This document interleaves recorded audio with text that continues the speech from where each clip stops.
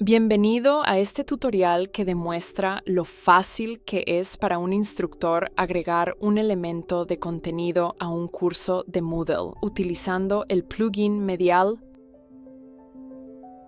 Comienza iniciando sesión como profesor.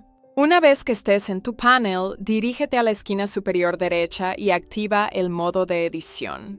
Navega a la página de tu curso y haz clic para agregar una nueva actividad o recurso.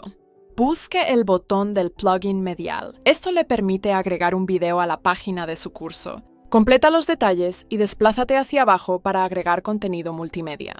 Tendrás la opción de grabar la pantalla, grabar directamente desde tu cámara web o subir un video pregrabado. Te lo demostraré subiendo un video pregrabado. Haz clic en Explorar y selecciona el medio que deseas usar. Luego completa los detalles finales. Elige una miniatura. Finalmente agregas a los archivos adicionales. Y confirma cuando estés satisfecho con todos los detalles.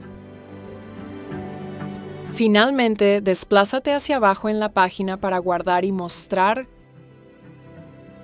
Aquí lo tienen, un elemento de contenido añadido a una página del curso para que sus estudiantes lo vean. Gracias por ver este video. Para obtener más información, visiten nuestro sitio web en medial.com o contáctenos en soporte en medial.com.